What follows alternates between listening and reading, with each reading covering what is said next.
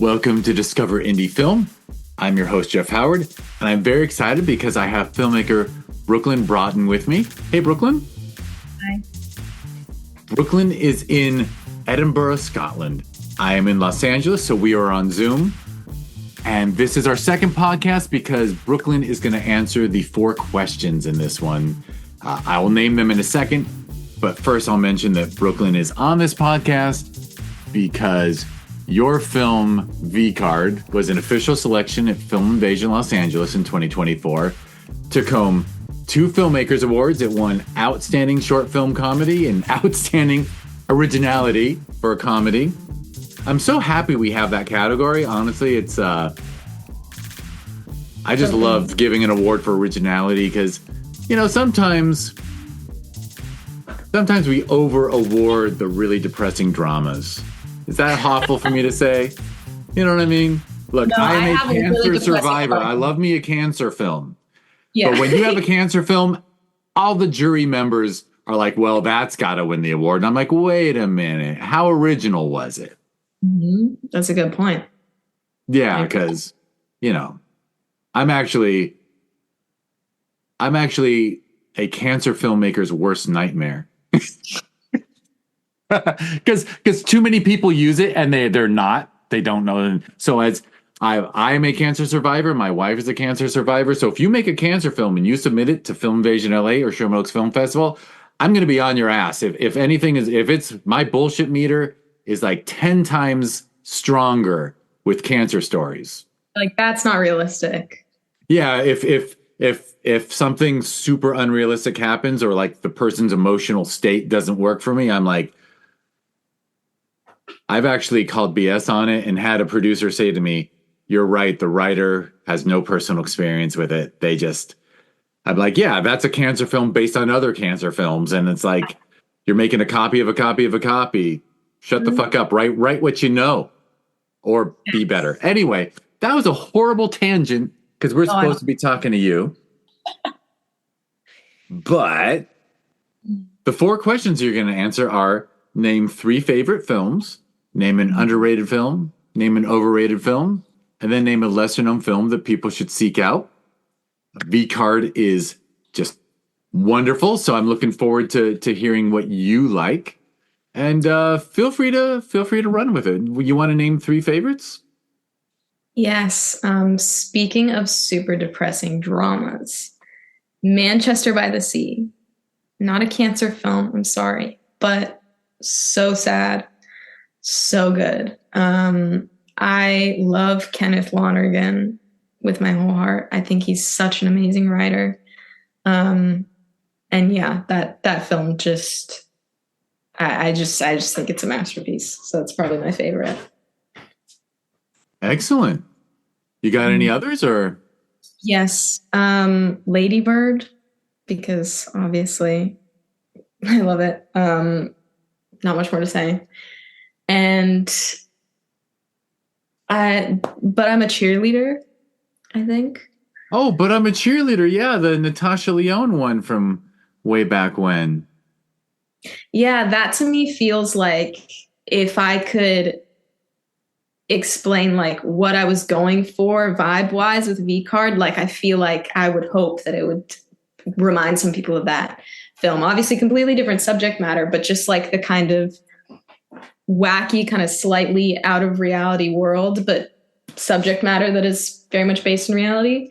And also just like very colorful and fun. I get it. I totally get it. Yeah, because something very real, but if you make a film about that subject, like you're almost better off making a documentary. And believe me, we've had a lot of documentaries about the subject But I'm a Cheerleader. For those who haven't seen it, everyone should see. By the way, I have 3 great films. I mean, Manchester by the Sea, got it. Lady Bird, got it. They're both fantastic, and yeah, they're great. They're great works.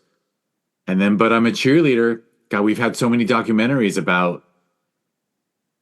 Now I'm forgetting what they call it. Reassignment? No. Like conversion therapy. Yeah, conversion therapy. Yes, about the abuses of conversion therapy. Mm-hmm. And but I'm a Cheerleader deals with it in a way that allows audiences to probably understand it even better. Yeah, and it's so ahead of its time too. I think the way that like it talks about like gender identity and some of the things the characters are experiencing, like I'm just like, this is crazy to me, but it was made in the 90s. Like I don't know. It's so good. It's also free on YouTube just to watch the whole thing. So like I think everyone should watch it. It's really fun. And RuPaul's in it. It's so good. It's so good. I don't even remember RuPaul being in it. I just remember loving that film. That was such a great film. Yeah, wow, 1999. Mhm. Satire. See, that's the beauty of satire. I was not smart enough to use the word satire in reference to V card, but so all I can do is apologize. Like, yes, satire, intelligent satire is like the hardest thing to do, Mm. right? That's just, I think I've heard people say that sarcasm is the lowest form of comedy and Mm. satire is the highest because, you know, Mm. whatever. Sarcasm, not that I'm never sarcastic, but sarcasm is pretty easy just to Yeah. overstate the obvious. Yeah. Fair enough. It's pretty hard to criticize something while honoring it, but representing it. Yeah. So satire. All right. Bravo. Question number 2 is a film that you consider underrated. Yeah. Have you seen Sing Street? I got to see, I saw Sing Street for the funniest reason. I saw it on a cruise ship. Okay. Love that. What'd you think? I loved it. It was, you know, I am a sucker for all those. I don't know if they're bigger or smaller, but they feel like independent films from the UK, right? And Yeah. Sing Street. It's like if Glee didn't suck, I might have just upset a lot of people. No, I think you're okay there.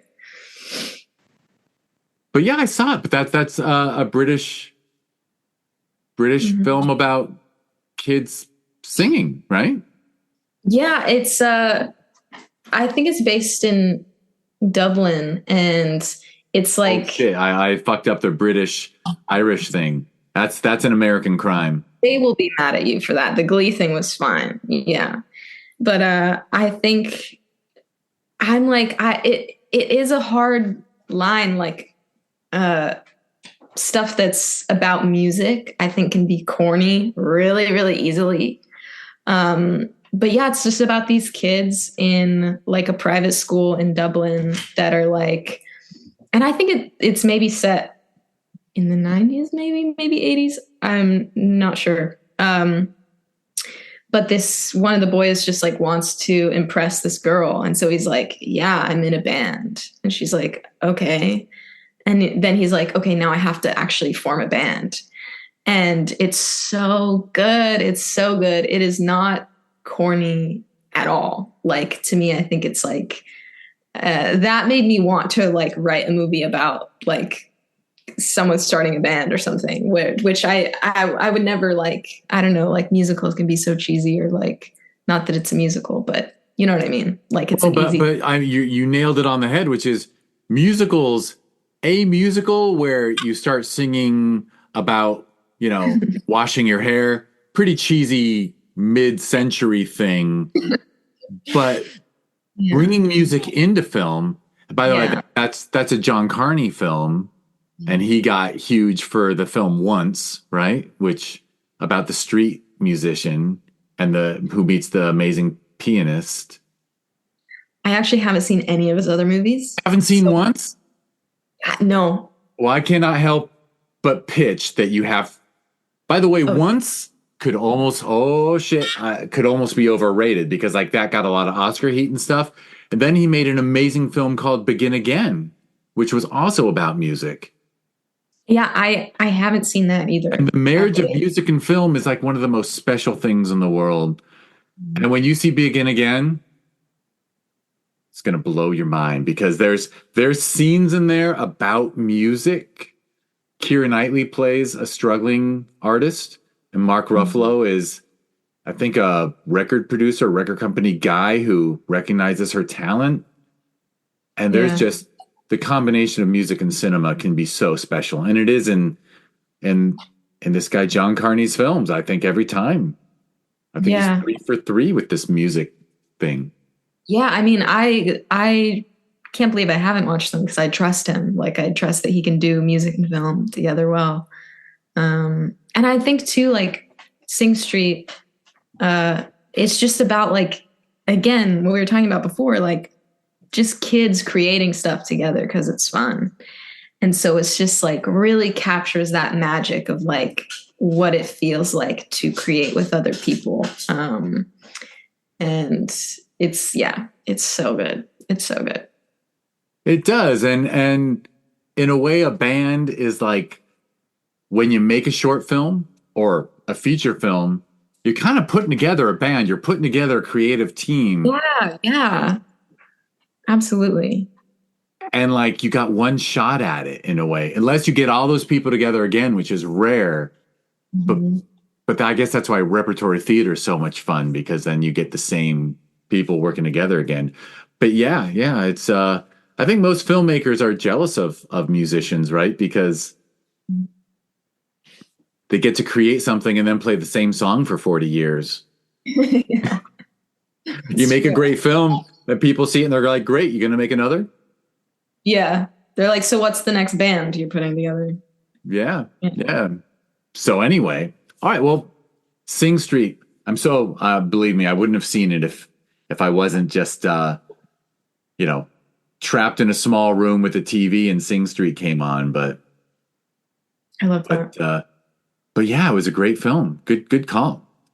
All right. Well, question number 3 is an overrated film. I don't think this is too controversial, but I've also never met anyone who agrees with me on this. I think Baby Driver is so overrated. Are you mad at me? I am not mad at you. It's. I think I'm actually totally on board with you on that. Finally, somebody. Because I don't know if you want to expand on it, but yeah, a lot of people went nuts on it and they were super into the way music and editing and all that worked with it. Yeah, which it was cool. Like it was cool. No, it's cool. It's like it's a cool video, like it's whoever edited it, incredible. The music's really good. It's interesting how whatever. But like the writing is so annoying to me because it's like, first of all, the most like one-dimensional female characters ever. Just no purpose or drive or motivation of their own. And then I thought in the end it was like kind of gonna redeem itself, where this like his love interest is about to save him. And I'm like, oh, okay, she's gonna have her moment. And then he like swoops in and saves her. And I'm like, what's going on here? And just like all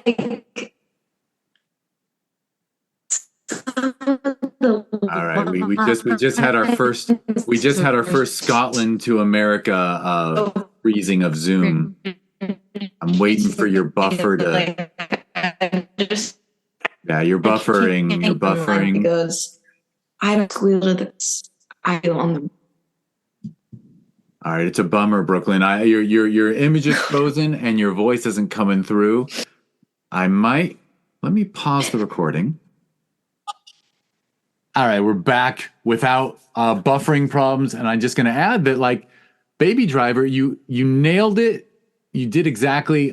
So I'm just going to kiss your ass some more because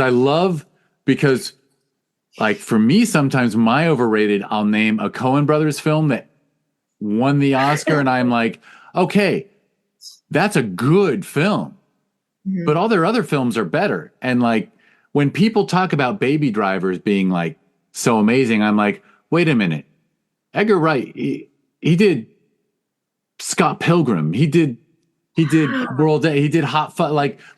Like in his canon, that might be my least favorite film. It's a good film, but it's my least favorite of the Edgar Wright filmography. So Yeah. you're not saying it's a bad film, you're just saying it's overrated. Like people should watch the other stuff more. Yeah, I love Scott Pilgrim. Like so good. So talk about original. Like and so many cool female characters. Like I know he can do it, but this was just not it for me. I don't know. And yeah, I think people were like so hyped about it. And I was just like, what are you guys talking about? And they got a little hyped in the style over substance thing.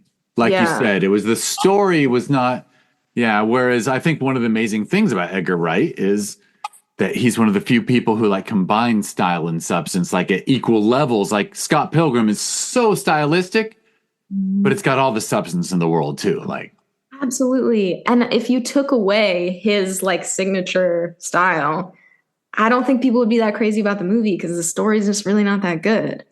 But if, like, yeah, yeah, you I'm get with it. you. I'm with you. All right. Well, only one question left, which is a lesser known film that people should seek out. Yeah, I recently watched this movie called Never, Rarely, Sometimes, Always. And I think it was made pretty recently. And it's basically just about this girl who needs to get an abortion out of state, and her cousin takes her with her. And it's very, very mundane, very, very naturalistic, but very like inspiring for someone who wants to make movies like that. Like I think it's just a great example that like if you have a really great script and really good actors, you don't always need like a ton of money. Like I don't know how much maybe the budget was big. I don't know, but like it was just a really good thing to watch to remember that. I don't know. I think it's a really good movie. It's sad and like serious and dramatic, but Yeah, and it probably packs a serious emotional punch because yeah. since they made that film, it's become a lot more relevant. Yeah, I mean, absolutely.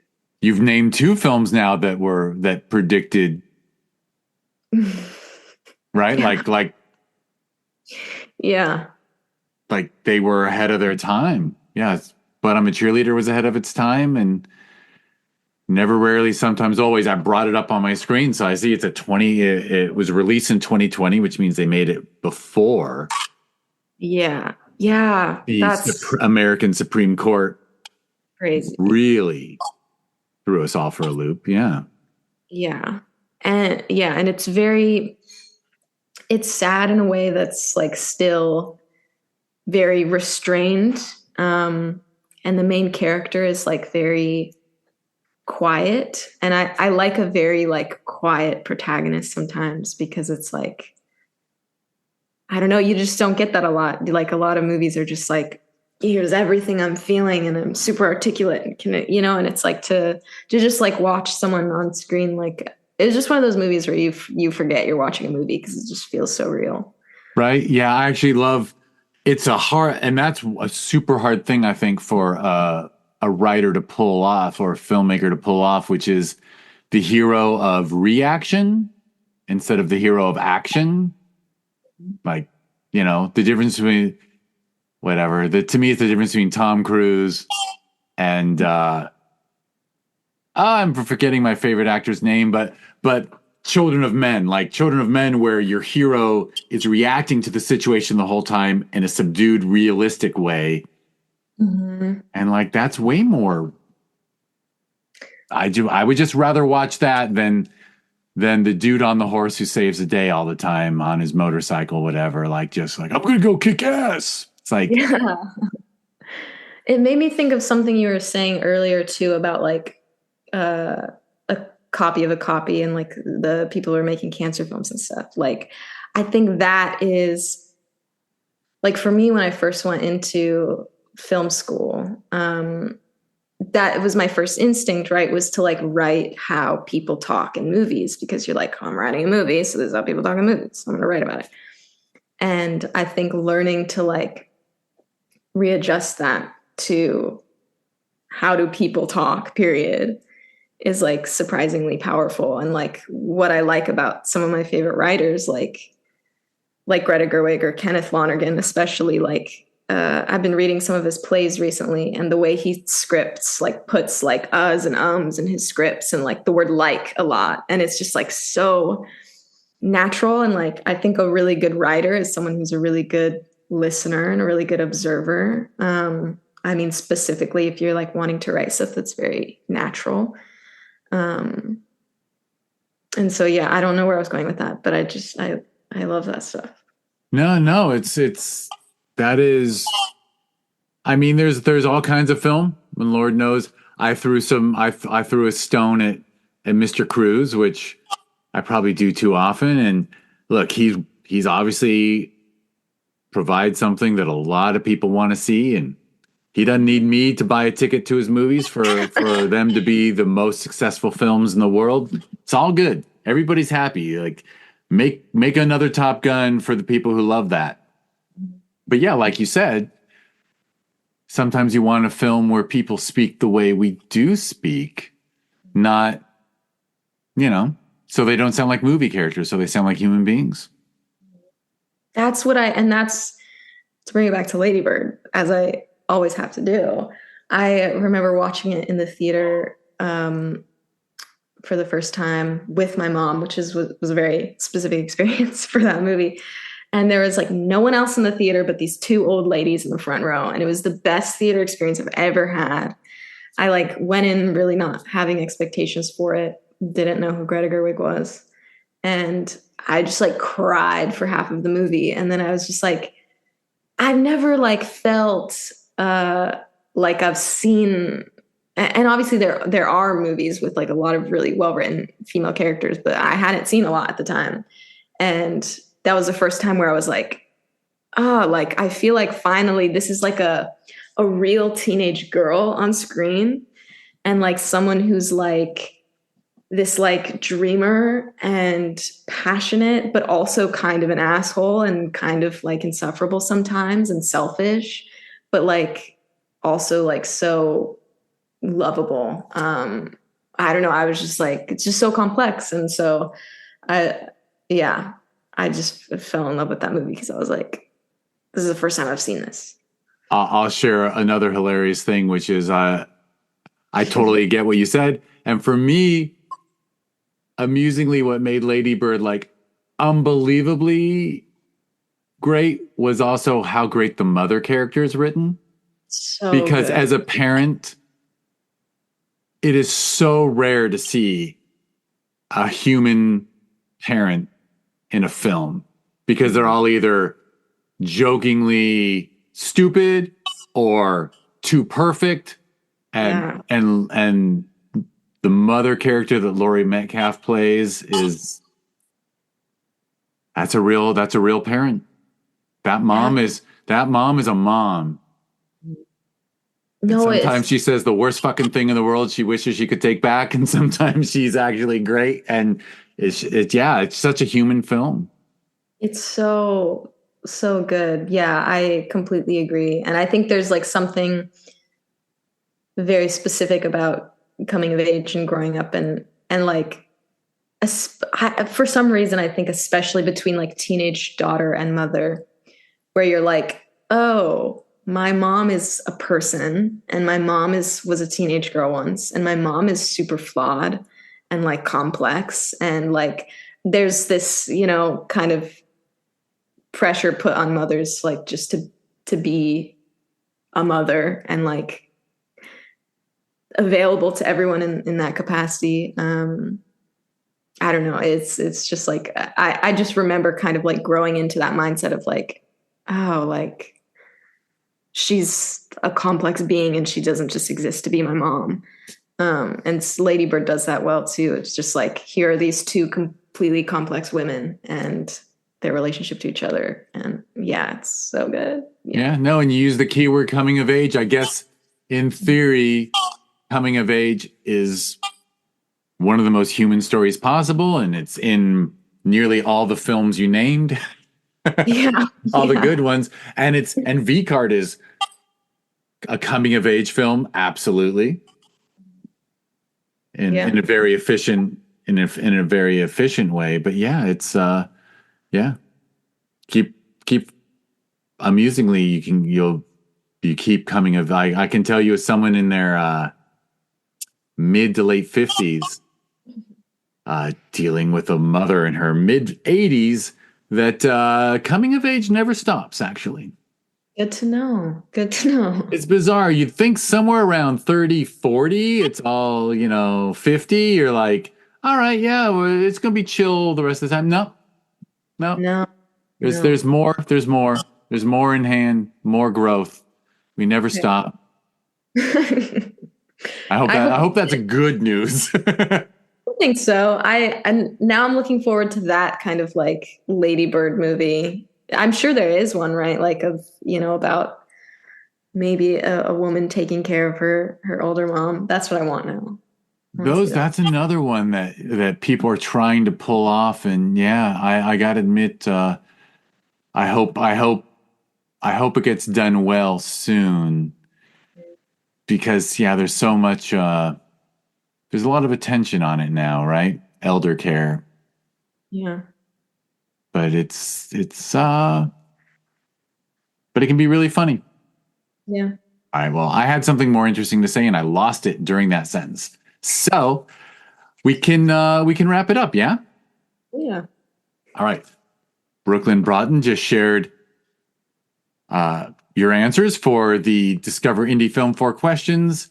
Excellent. In fact, I'm so happy because I mean, I liked everything you named, and then you name Never, Rarely, Sometimes, Always. So I'm going to watch that ASAP. Cool. Give me a little piece of advice. Do I watch it with our 16-year-old daughter, or do I watch it without her? Like, would I be glad she sees it, but she definitely wouldn't want to see it with me in the room? No, I think you could. It's nothing. Yeah, I think you could watch it with her. All right, cool. Because it's a subject,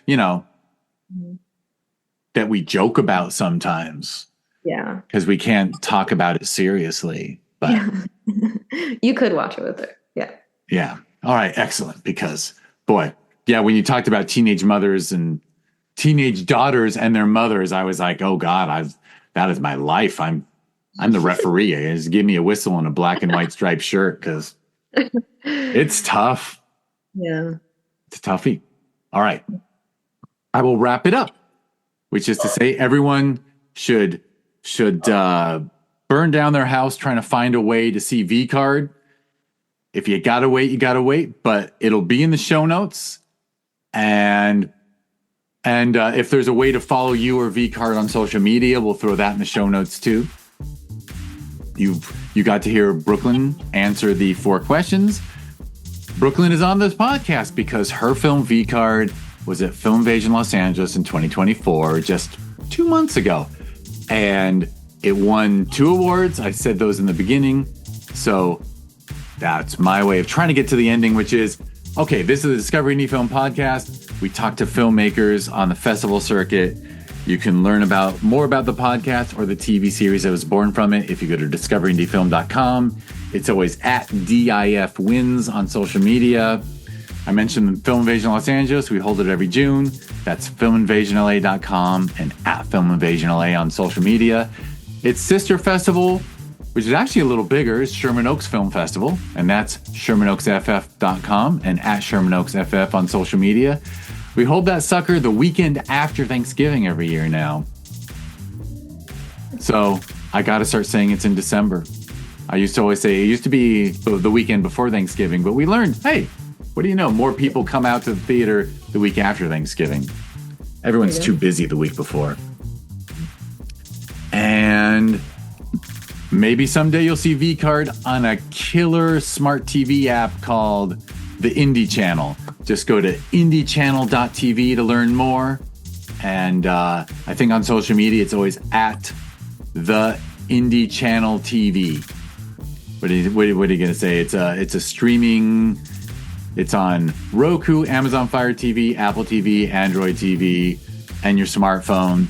And it's just packed with all the great films that, dear listener, if you were smart enough to go to every film festival in the world, you would see so much great shit.